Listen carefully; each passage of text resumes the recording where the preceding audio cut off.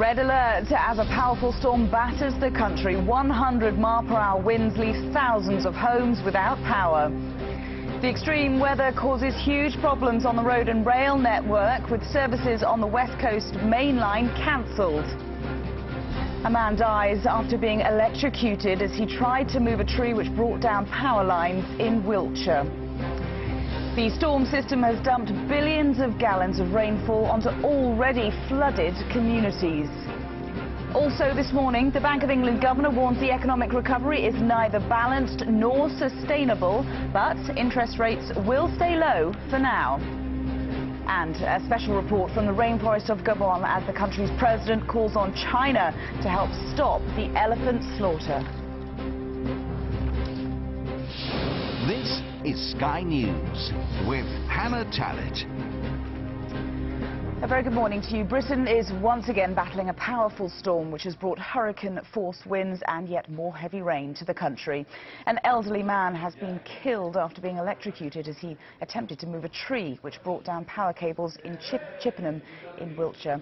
At the latest meeting of the government's Emergency Cobra Committee, the Prime Minister was told that energy companies and transport operators will work around the clock to restore their services. Well, a red alert for high winds was issued by the Met Office for the northwest of England and West Wales.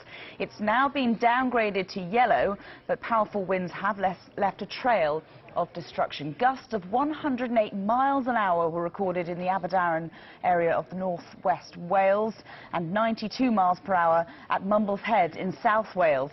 Here's why. This satellite image shows the storm system covering the country.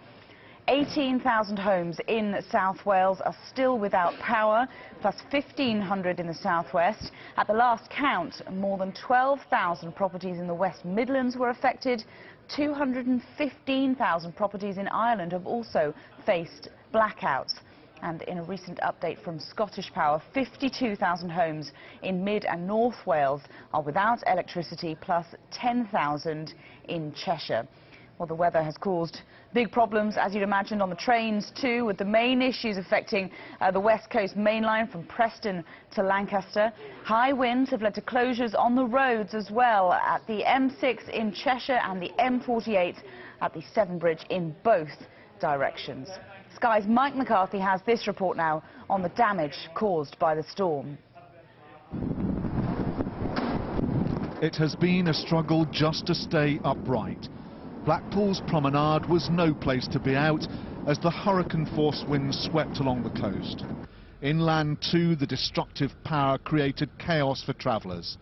At Preston Station, rail passengers were told that mainline services both north and southbound were suspended.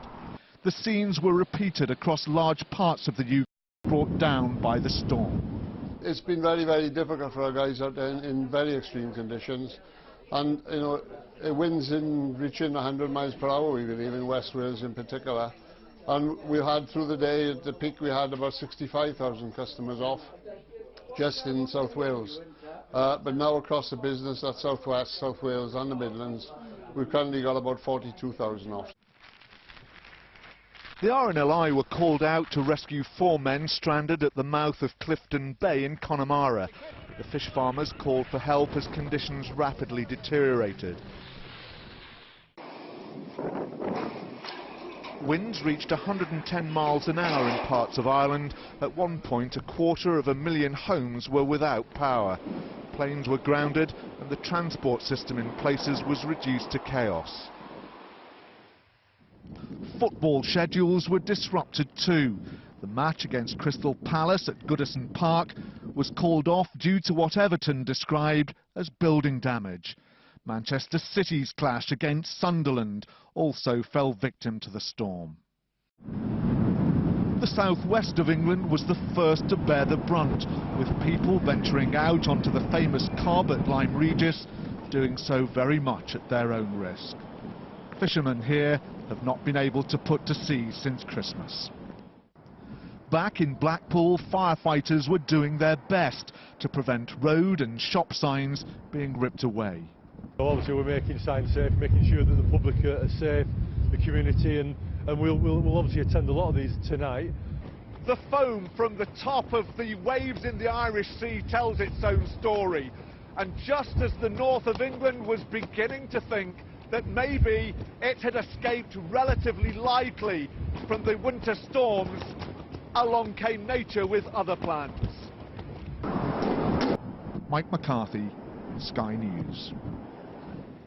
Breaking news update for you now, and an East Coast train has been held up for hours on the North Yorkshire moors with no power due to the weather. Well, we can speak to Antonia Goddard, who's one of the many passengers who have been stranded on that train. Antonia, thanks for talking to us on Sky News. Tell us where you are now.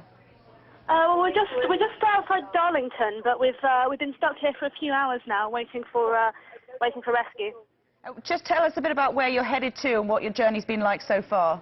Well, I got on at King's Cross at 6:30, and I'm headed to Durham. There've been a few hold-ups, but then just outside Darlington, the train stopped, and we got told the power had we had no power to the train, so we've been on emergency lights and there's no heating. And have you had a lot of information from the train operator? Any support from them? Yeah, but we've been quite good. I mean, we literally just a few minutes ago been told that the Thunderbird, which is supposed to hook us up and take us to Darlington, should be done imminently. So we're just really hoping we get moving in the next few minutes. Antonia, is it a busy train? Lots of people on there with you? Yeah, there are quite a few. And what about the services on the train? You're talking about having emergency lighting there. What about food, drinks, anything like that? Well, there's no hot water, so there's nothing either in the toilets or they can't offer us tea or coffee. They have been giving out free soft drinks and biscuits and so on. And so just remind us again of how far you've got to go and how long you're expecting it to take you. Well, if it were running normally, I suppose I'd have another half hour, 45 minutes on the train. I don't think this train will make it past Darlington, so I'm expecting to get a taxi from there to Durham. Okay, well, just finally, Antonia, what about the mood of the rest of the passengers, your fellow passengers on that train? Is everyone in high spirits or a bit fed up by now? Mostly people have been quite good. People have been quite cheerful about it because it's no one's fault, nothing we can do about it. But yeah, I think people are getting a bit tired now, really. Yeah, I'm sure they are. Antonia, best of luck with the rest of your journey, and thanks for talking to us on Sky. Elsewhere on the rail network, hundreds of rail passengers were stranded at London Euston Station earlier on after Virgin Trains advised all its customers not to attempt to travel because of the severe weather. The West Coast main line was particularly badly affected. Hundreds of people stuck on trains there. Passengers at Euston, though, described the confusion. It's quite annoying because I'm meant to be going to work tomorrow because I live in Manchester for uni. So it's quite distressing and annoying, I'd say.